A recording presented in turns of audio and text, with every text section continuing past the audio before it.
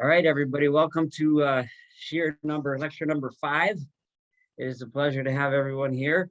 And I'm going to start where we left off, but this time in the Friedlander. I'm going to post a link here. Give me a second. It's in the Sefaria. If you go to Guide for the Perplexed, the prefatory remarks, it's paragraph 8 in the prefatory remarks in the introduction. So, and here, give me 1 second. And the Pine citation. I will give you exactly where in that chapter in a minute, but I'm going to give the link in the chat.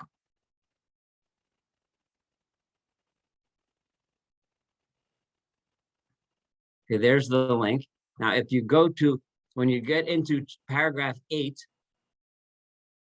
it's in the middle of the paragraph, and we are up to the words that start in our commentary on the Mishnah. It's a very long paragraph, and it's not broken up, and I apologize for that, but I had nothing to do with that. That's just the way they set it up. It starts with, in our commentary on the Mishnah, we stated our intention. That's where we're up to. Just to review real quick, the Rambam just explained to us why the Torah and the rabbis throughout Chazal, throughout the Talmud and the Mishnah and Medrash had to speak in metaphors, so that people that are less educated will understand it on their level, and people that are more educated will understand it on their level. And that kind of sums up very, very briefly what we discussed last time. Today, we are going to, before I actually read where I just told you we're going to start from, I have a lot of things to say that we'll find very interesting, so that we can understand what the Rambam is about to say. If you have the Pines, then you should open to page 9 in the first volume. And the paragraph starts, we had promised in the commentary on the Mishnah. That's where we would be up to in the Pines. And I don't know if anyone's following in the Hebrew kapach, but if you are, it would be on page ches, where it says, Ukvar az hiftachnu. We have promised to perish our Mishnah. So beginning those first few words that I just read, I like the Pine translation. We had promised in the commentary on the Mishnah that we would explain strange subjects in the book of prophecy and in the book of correspondence.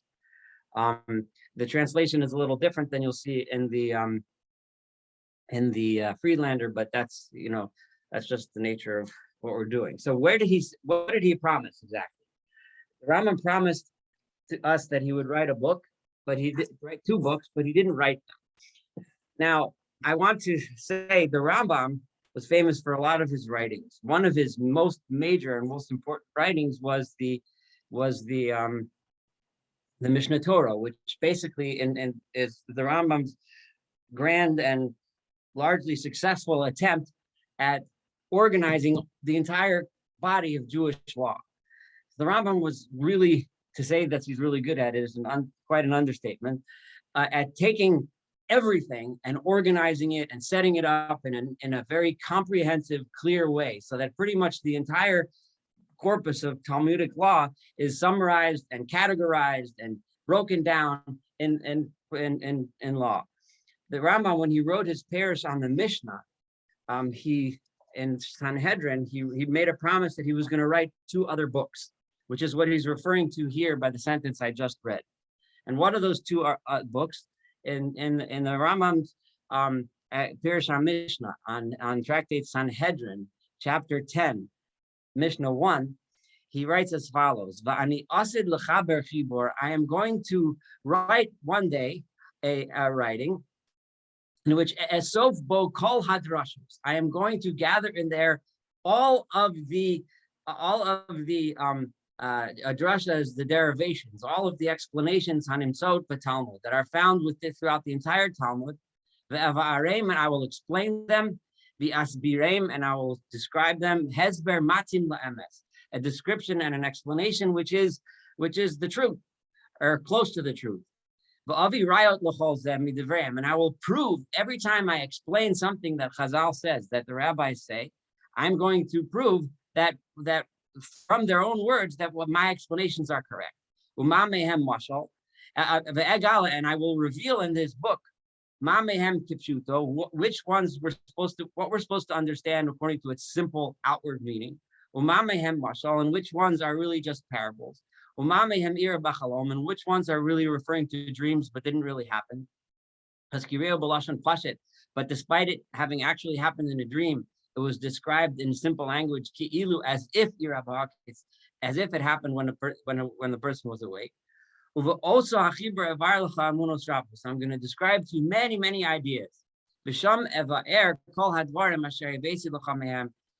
so on and so forth. So he goes, and then he goes on to explain that and don't worry about the fact that I might have to reveal things that were otherwise hidden.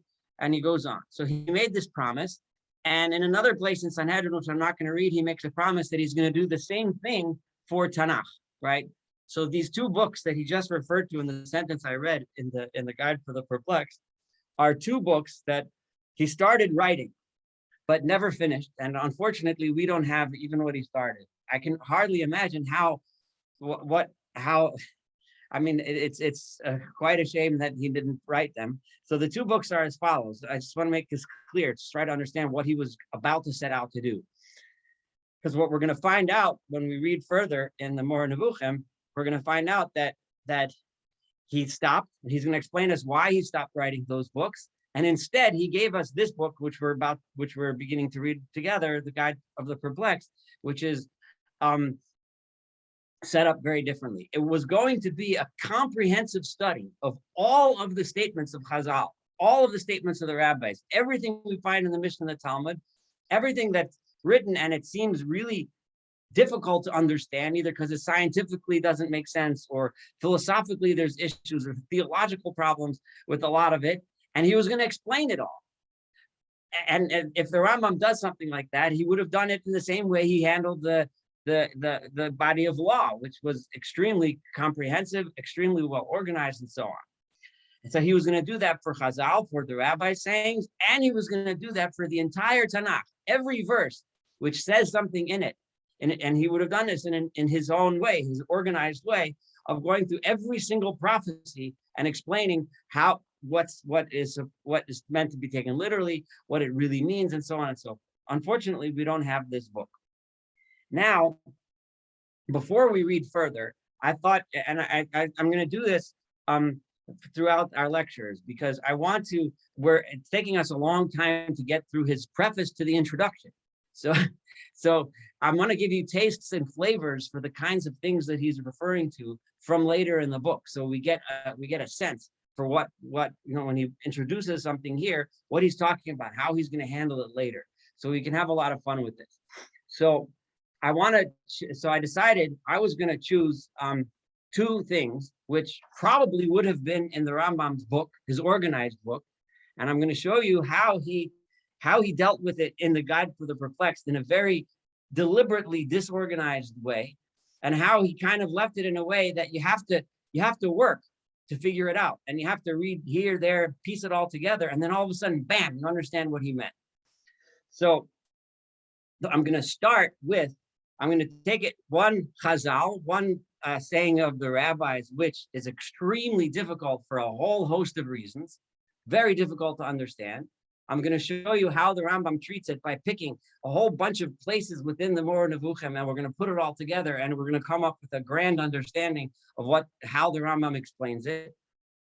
And then I'm also going to do the same thing, but a little bit shorter when I do from some of the where he does that with the prophecy from a book in Tanakh. So here we go. For those of us that studied the might remember, wasn't that long ago, maybe I don't know, a year and a half ago, I can't remember, where we learned the tractate Shabbat, right? For those that are been along. And in Shabbat, there's a Gemara there, which is very, very challenging on a whole lot of levels. And I'll read it, and then I want to hear from you all what's challenging to you about this and what's difficult about this particular thing that the Rambam is saying. Now, the here it goes. So the first one, here it goes. We're on Shabbat 146a. Okay, that's Kuf Mem Vav Amud Aleph. The Gemara asks the question, and this trigger alert. This may trigger very difficult feelings in many of us. So here we go. Mipnei ma goyim mizuhamin. Why are Gentiles contaminated? And mizuham is a word usually used for something disgusting. It's a vulgar kind of word. Why are the Gentiles contaminated? So it says because Shelo Amdu al Har Sinai, they weren't there on Har Sinai. They weren't there at Sinai. Why? So what happened? What did Har Sinai have to do with it? Sheba Nachash al Chava, because the snake had sexual relations with Chava, and when he did that with Eve, right? When he did that, this disgusting contamination went into Chava, and she passed that on to all of her progeny afterwards. So all of humanity has this zuham, whatever that contamination. Yisrael she'amdu al Har Sinai, the people of Israel that stood at Sinai, at Sinai they were cleansed of this contamination. Goyim, the other nations, the Gentiles, shelo amdu al Har Sinai, that did not stand at Sinai, lo paskazu amasan. Their contamination did not go away. And just to finish this little piece, Amar le Rav Acha brei Rav Ashi, so Rabbi Acha, the son of Rava, said to Rabbi Ashi, Gerimai, what about converts? If they weren't at Sinai, so Amar le, he says, Apagav to inu lo havu, even though they may not physically have been standing there, their spirit was there at Sinai. So a person that converts to Judaism, so this last part is often quoted in context because it's easy. So when you're talking and you get away like this, when you go down like this, we lose you. Oh, okay. When you're going down like this, we lose your voice. All right, thanks for bringing that up. I'll be careful not to shuckle. Anyway, so this last part is quoted a lot, that converts were also at Sinai in spirit. You can make something nice out of that. But the first part has difficulties, a lot of difficulties. Now tell me, tell me a few things difficult that bother you about this piece, and be totally, you're allowed to bring it up. There's no disrespect in bringing up what bothers you about this piece. It's terrible.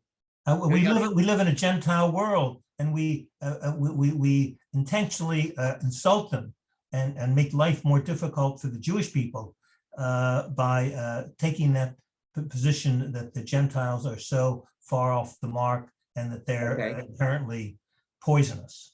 Very good. So it's very discriminatory, to say the least, against Gentiles, and it says, like, saying that there's something physically contaminated about them, right? So that's very hard to chew on for a lot of reasons. It should be, if it's not obvious, then find another class and go somewhere else. But okay. I don't know. Sex with a snake kind of got my attention. Okay, yeah. So the making it to a sexual encounter, like what's up with that? How that's very good. So that's another thing. The Bible, the Torah doesn't say anything about the snake having sex with Eve. So who imagines such a thing? That's a great point. Okay, what else bothers you about this piece? Well, a Gentile is not metame. Halachic problem there. So the rule is that a Gentile can't, even where there are cases, I'm going to elaborate on what you're saying, that where when we do have a concept of tumah, of contamination, of ritual contamination, it only applies to Jews, not to Gentiles. So halachically, it doesn't even make sense to say that a Gentile should be contaminated. So that's another issue. Okay, very good. Anyone else have some other problems? Well, I don't know how the Gentiles could be at Sinai, given they weren't around at the time. They didn't. What do you mean they didn't? They weren't. You can. Well, they could have had a chance, right? There's a medrash that says that God offered the Torah to everybody, right? I don't know whether you take that literally or not. It's a different story. They could have come. I guess a lot of nations. Yeah. What? Sorry. Yeah. I get that. I agree. I got it. Okay. Yeah. So any other issues that anyone could think of? Maybe the contamination is not a physical problem, but a spiritual problem. Yeah, I think that's the contamination. I'm not sure if that was, That's probably the beginning of a potential answer to some of these problems. But the tip of the iceberg. But okay, I'll take that. Anyone else have what else bothers you about this? Because we brought up some really good ones. I could think of a couple more things that are bothersome though. I'll give you a hint. There's another religion that has something coming out of the sin of the a religion that's kind of popular. You're Okay, talking if about anyone, yeah, I'm talking original about sin. original sin. That's not supposed to be a Jewish concept, right? We're not supposed to be born with some kind of contamination, right? It runs against so much else in Chazal that it doesn't even warrant me going through it. So like we're born a clean slate. I mean, the Mishnah in Avot compares a child to a blank sheet, and we write our story of our lives. We make those choices. We're not born contaminated. So these are some of the major difficulties. So now I'm going to refer you to, so let's take a look if you can open, but it's going to be hard to find. So, but if you look at the Rambam in the Moreh Nevuchim, Chelek Beis, that's section 2, because it's divided into section 1, 2, and 3. Section 2, chapter 30, okay? And there, the Rambam discussing the sayings of the rabbis, the sayings of Chazal with relationship to Genesis. And he talks over there about a whole lot of things. And he mentions repeatedly, he talks about how when it says, what does it mean when it says God created them as a male and female? It sounds like they were together, and he brings different words from Chazal about that. And he talks about what does it mean, a rib, that a woman was created from a rib, and how does that work? And then he brings a story which I want you to think about, right? He brings a story of the Nachash, of the snake, right? And he says, I'm going to read to you, this is, if you have the volume 2 of the Pines translation, this is page 356, the second paragraph.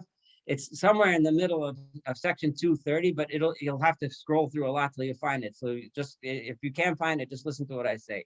Among the things you ought to know is the following explanation, which they gave in the Midrash. Another saying of the rabbi said, they mentioned that the serpent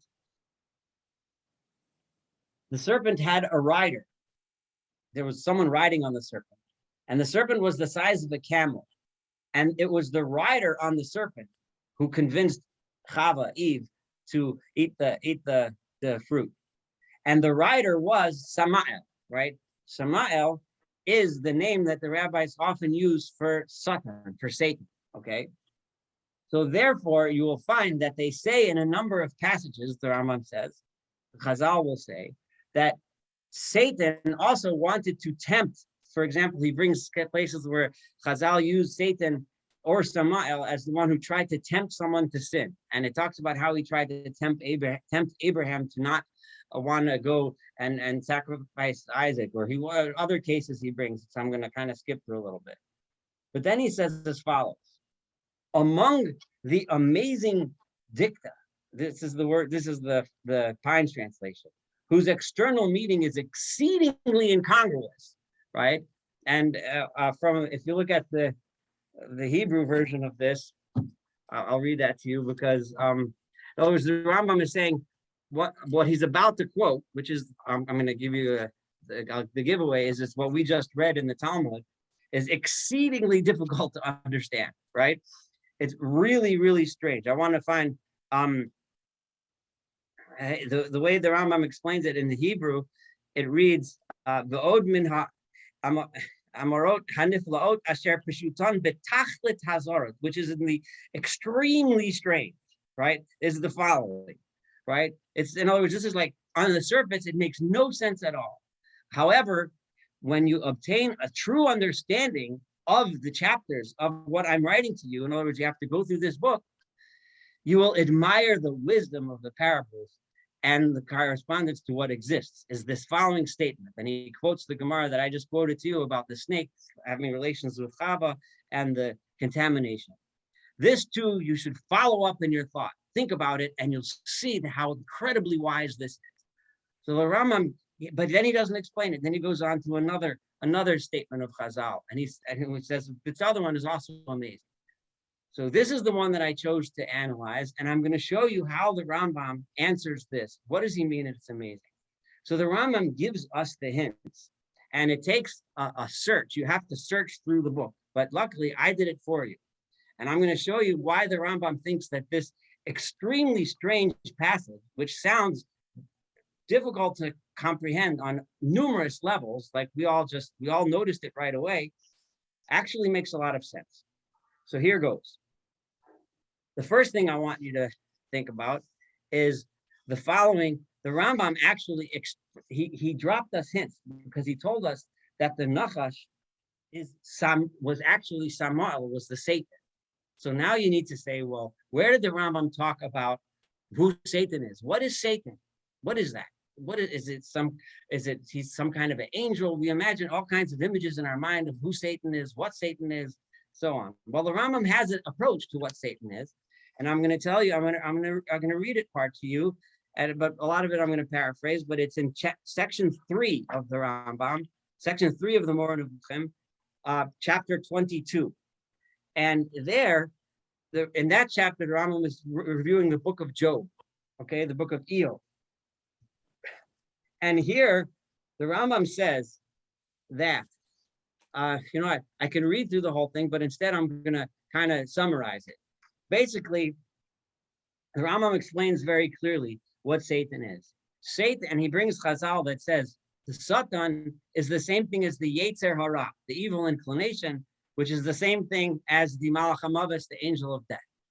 And the Rambam explains that the Satan is not an angel. He explicitly says, and he proves from the verses in Job. It's fascinating because when we think of Satan, he doesn't come up very often in Tanakh, right? One of the places where he does come up is in Iyov, right? Is in Job, where Satan convinces God, let me hurt him and see if he's going to be faithful to you. So, and the Rambam points out, he actually uses the verses in Job to prove that Satan does not actually exist as an angel, but rather Satan is the evil inclination within us. And now I'm going to take this a little bit further, okay?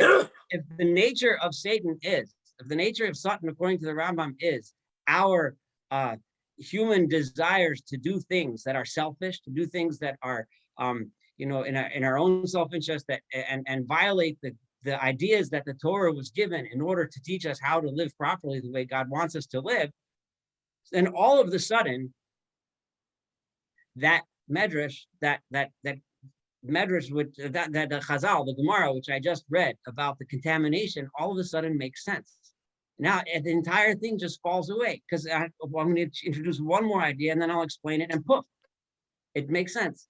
Another idea that the Rambam holds is that the Torah was given in order for us to control those urges, but channel our humanity in a right direction. If we follow God's rules, we read this ourselves last week, where the Rambam says God gave us these rules because he wants us to have a good society. He wants us to get along with each other. He wants us to practice, the values that the Torah was given for. All of a sudden, if the Nachash, the snake, is Satan, in other words, Eve's desire to eat and bring the apple within herself, right? I say apple, I know it wasn't an apple, but the image is so in our mind, the fruit, whatever it was, right? The metaphor of sexual intercourse makes sense. She was by giving in to her own desires and bequeathing that nature, the nature of selfishness, the nature of not wanting to follow the rules, right? She had it all. She had everything, and God only gave her one simple rule. But to do that, right, just simply out of desire, that is something that all of humanity inherited from her. The Torah at Sinai was given in order to get us out of that. Now, all of a sudden, the Talmud is basically saying that we're all not contaminated in some sense that there's some, I'll use the term original sin that we're tameh, but we all have within us the possibility of taking our human urges and going in the wrong direction with them. And the purpose of the Torah was to purify us. Therefore, Gerim, right, someone who converts to Judaism. And in this case, it doesn't necessarily have to mean someone who converts to Judaism. We know from Chazal all over the place that any person who lives a good life, who follows the rules that God gave us to follow, he or she doesn't have that contamination. They are freed of that. All of a sudden, something which sounded so awful makes sense.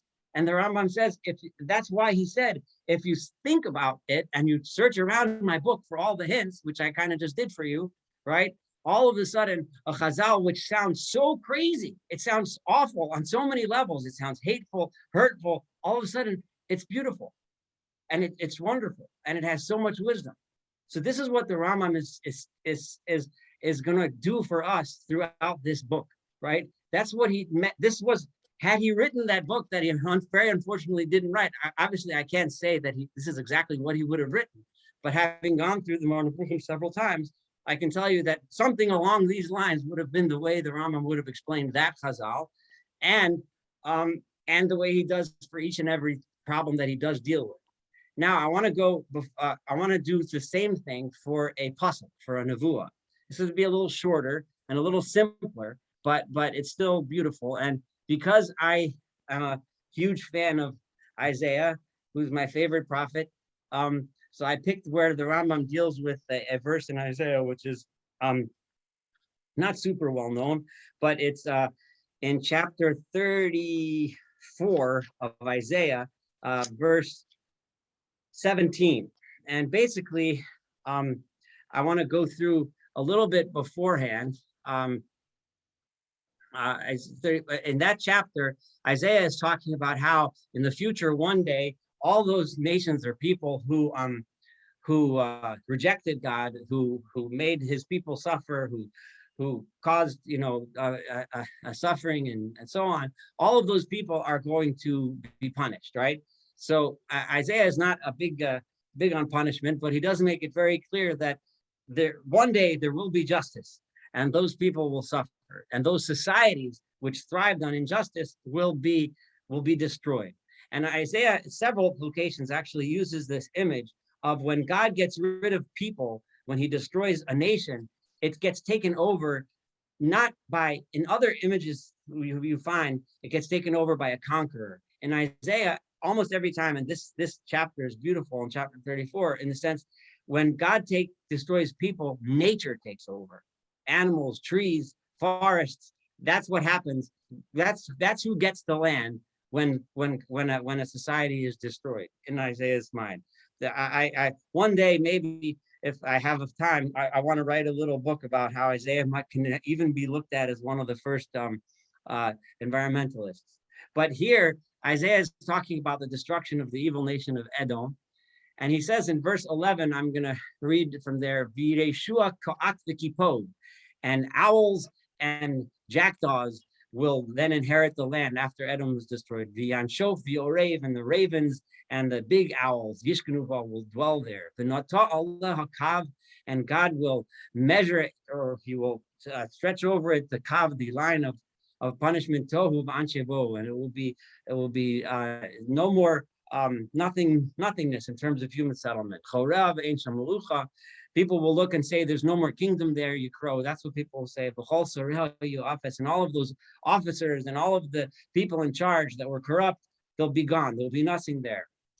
And then what'll happen, what will grow there will be thorn bushes and forests and jackals and ostriches will run around, and wildcats and hyenas and goats and all kinds of things will dwell in this land, and so on and so forth, until he gets to verse 17, where he writes the following. And this is the verse that Maimonides discusses. Then it says, he, God, he rolled lots and gave this to them, to the animals, to nature, as their lot. And it was God who divided it up. When he divided up the world, he gave nature this role, that when people are no good, it reverts back to nature. Ad olam yirashua, therefore they will inherit that land forever when the corrupt society is gone. L'dor v'dor yishkenuba, for generation after generation, it will be the animals that live in this place. So the Isaiah gives this image of God rolling dice or dividing up and giving it out. This is animals, this is people, this is nature, so on. Now, the Rambam says, so someone could read this literally, and as if God had rolled lots, or God is dividing up land and giving it, you get this piece, you get this piece. The Rambam, the way he explains it, and the Moreh Nevuchim deals with this pasuk in section 2, chapter 47. He describes this. This is how God didn't sit there and make lots and things. This is how God created the world. This is the natural course of events. If a society is destroyed, nature will always grow in its place. Bushes will grow, trees will grow, animals will come. This is how the world was made. So according to the Rambam, Isaiah uses this, well, it's a beautiful metaphor, although it's said in the context of destruction, which isn't so beautiful, even if it's destruction of people that were corrupt. But the idea that the Maimonides says here, is that when you read the verse, it has God playing dice, it has God measuring things and cutting things up, but really all it means is God created nature and he set the world up in such a way that this is what happens naturally. So those are two examples. The one that would have belonged in the Rambam's book of prophecies, right? And how he would have explained that chapter of Isaiah. And the other which would have belonged in the Rambam's book of comparisons, the Sefer HaTilum. Now that we have that, we can read the chapter that we set out to read today. I just gotta get it open here. The paragraph, and we'll understand why the Rambam decided not to write it and why instead he wrote this book, which is so difficult for us to understand. So, actually, if you don't mind, I want to paraphrase what the Rambam's about to say, and then I'll read. So here it goes. So first of all, Rambam says, I wanted to write this book, but then I started writing it. Well, he says we started writing it, so apparently he was writing it probably with some of his students. But then, as I'm writing it, we realized that I didn't know what to do. I got lost because I had the following problems. A lot of these parables were written in such a way because they wanted to hide the real truth behind the parable, right? Because the general public or a lot of uneducated people would misunderstand those truths and they wouldn't get it. So the reason why they were written as a parable in the first place was because people wouldn't understand it. So they had to write it as a parable because if they wrote the truth, people wouldn't know they wouldn't understand the truth. So if I also hide it, then all I'm doing is writing my book of parables in place of the Chazal's book, of the Rabbi's book of parables, and the prophets' books of parables, which are already there. So I didn't need to write that. So that's Rambam's first point. So then, what else could I do? I could say it all. I'm gonna read this in the Rambam too, but I want to say it in my words first, so that we can really understand what he's saying when we read it. If I would reveal all those things, then I have the following 4 problems. Number one, the masses wouldn't understand it. So why am I writing it for all the masses to understand if they wouldn't understand what I'm saying anyway? Number 2, they would think that I was off, right? The Rambam was basically admitting that some of the things that he'd say, many people would find too controversial, and they won't like it. They'll think that the Rabbi Kapach, in his notes in the Hebrew translation, he writes basically the Rambam was afraid that it, had some of his ideas were on the edge of what was acceptable in the Jewish world to say at the time, and a lot of people would have thought, and people thought it anyway. After reading this book, there was various book burnings where people thought the Rambam was off the path, And the second one is, the third thing he says is, if people don't understand it, I really want to explain this to the ordinary person. This was fascinating because the Rambam reveals, and we're about to read this inside, the fact that because a lot of people read the parts of the Rambam says that this is only for intelligent people, but he actually states, I want the average person to understand. So I want to write those parables that the average person understands, even if the average person is going to understand them on the simple level and they're not meant that way. Remember, the Rambam said that the last verse, part we read last time was that people will understand it on their level. I want them to understand it. So if I explain all the details, it's going to be too complicated. They're not going to understand it. I'm trying to explain it so they can understand it. And then, last but not least, the Rambam says, what about the people who think they're smart? Somebody who's a little educated, and he calls them a fool among the rabbis, right? Who's going to who he's going to have a problem and say, why? The simple explanation makes a lot of sense. Imagine somebody, and I'm going to use the example that I used of the story of the snake.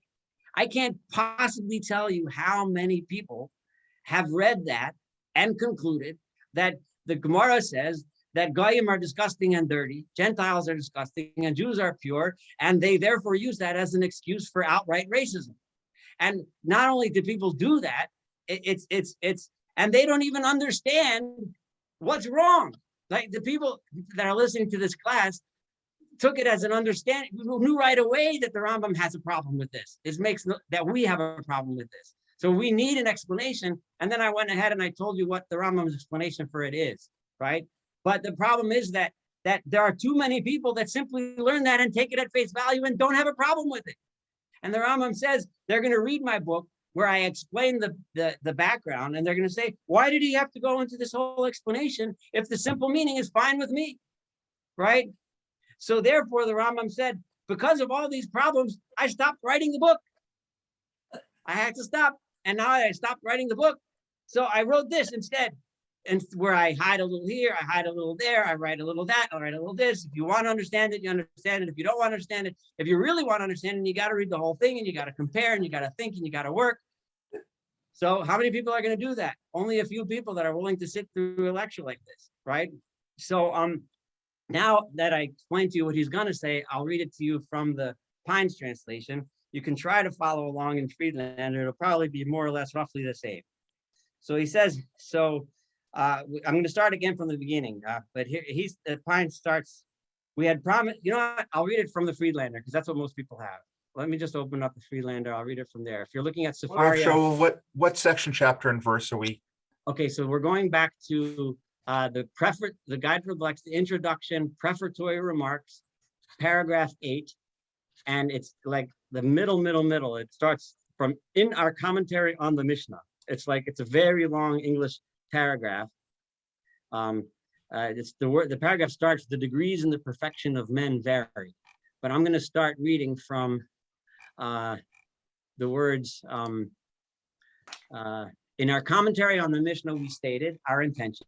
I'm sorry, what page in the Pines is this? In the Pines, it is on page 9. But actually, if there's enough people have the Pines, how many people have the Pines in front of them? I see one. I don't know if I could see everybody's hand. How do we do that? 1, 2, 3. So I see at least 3. Not everyone's cameras are on. So maybe I'll read the Pines. Okay, it starts. We had promised. It's a better translation. It reads better and it's more accurate.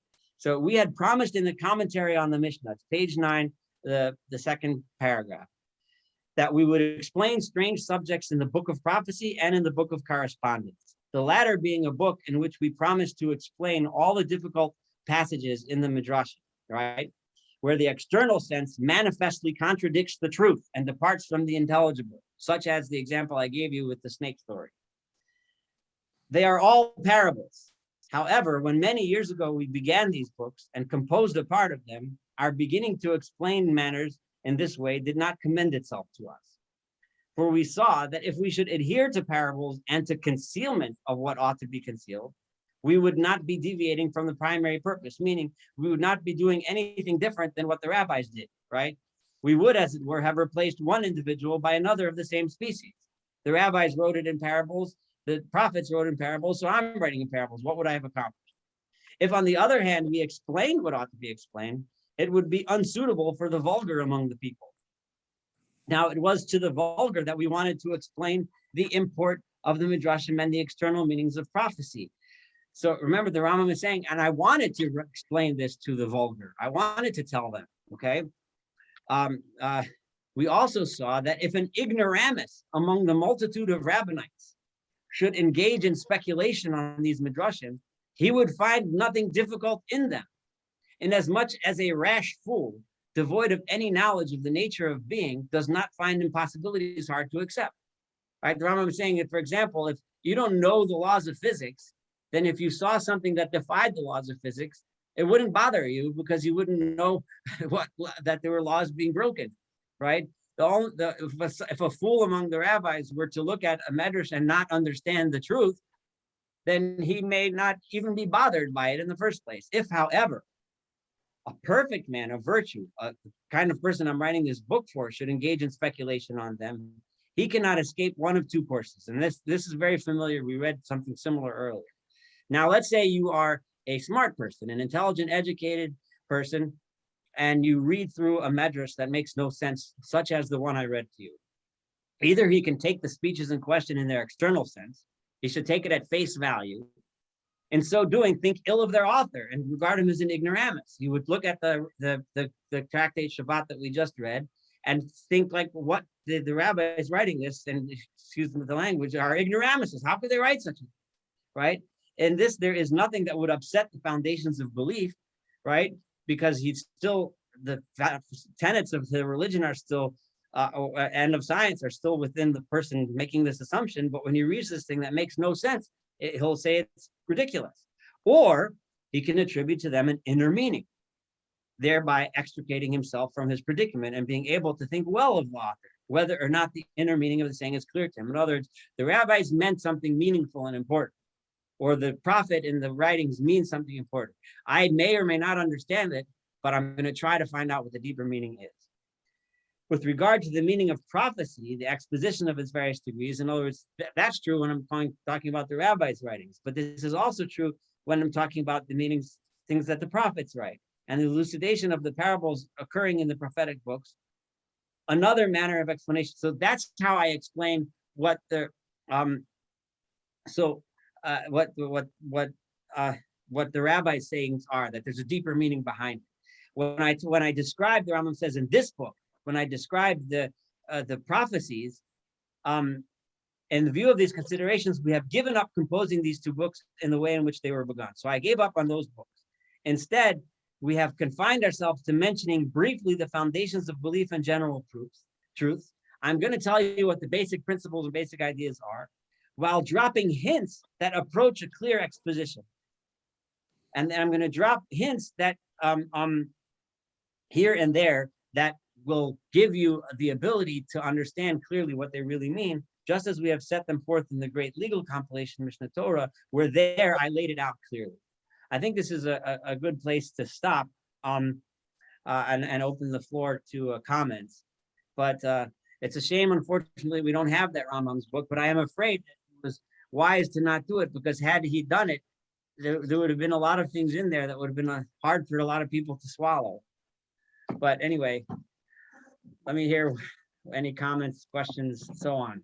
I'm still confused by this circumlocution. If he feels it's, how can you justify trying to explicate something by making it difficult to understand? I don't know. I think he was, I get the sense that he was afraid to write what he wanted to write, but he wanted to write it anyway. So he wrote it like this. Okay. I think there's another potentially element to that, which is that in order to get to the place of understanding requires a certain amount of inertia and work on the part of the learner. And I'm deliberately calling it a learner as opposed to a student, because one has to, I think part of what Rambam was saying was that you have to take it upon yourself to, one, recognize that there is inherent value and not inherent contradiction in these works. And secondly, that you have to do the hard work of working through that for yourself at some level. At some level, you can't teach by teaching. You have to teach by facilitating the learning. Well, that reminds me of the argument against Rabbi Steinsaltz's original translation from of the Talmud into Hebrew. because many in the community, and Saul, very familiar with this, said, you're making it too easy for people. You have to restrict knowledge to a very exclusive group of people that have only know about, that have studied this in the yeshiva for 10 or 20 years. And the learning should be limited to that small group of people. Yeah, I guess, yeah, I'm sorry, go ahead. I have a question and a comment. When the Rambam wrote this, Mhm. was this after some of his books had already been burned? I don't think there were any of his books burned in his lifetime. I think Was- that occurred afterwards. Okay. The comment is, last week I talked about the Scopes Monkey trial with Clarence Darrow and William Jennings Bryan. Right. Your discussion about the ignoramus who takes a simplistic view of the text, doesn't see a problem because he doesn't understand the laws of physics. Mhm.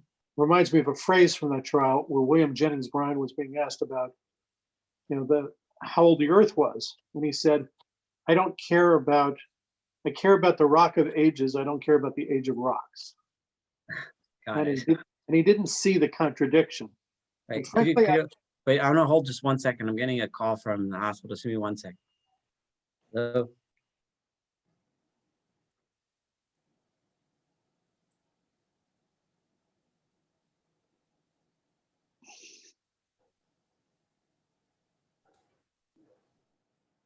I'm sorry, you can go ahead. Yeah, you can start again. Sorry. I think that's actually a problem. We see it not only in the Jewish community, but it's more of a problem in the Christian fundamentalist community. I don't know if it's more or less in one community or other, because it's a big problem. And the less you educate people, the less they see problems. And like, for example, if you don't teach people the value of respecting other human beings, right?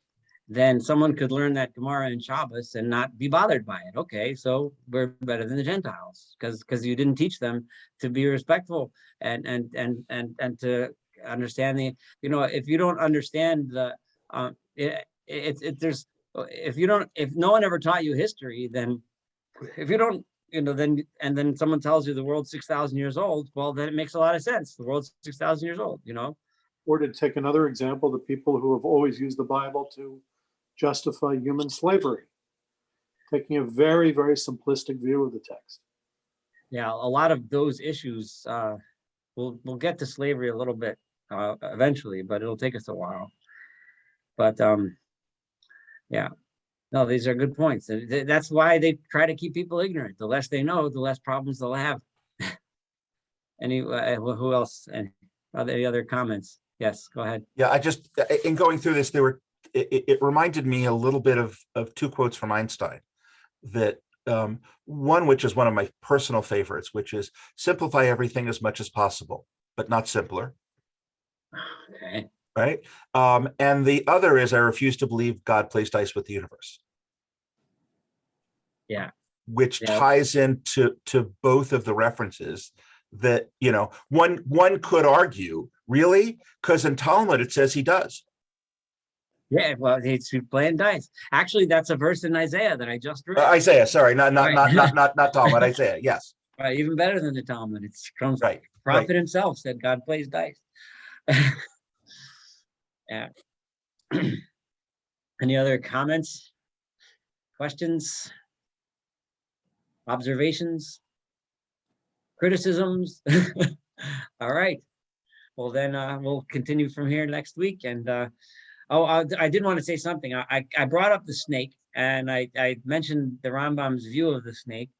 And it is the plan for me to next week to start. I'm going to do the Moreh Nebuchim. I'll try to keep it to 45 minutes, take a 5-minute break, and then discuss a topic from that week's chapters from the 929 program. So, which started today with Genesis 1. So, and they do 5 chapters a week.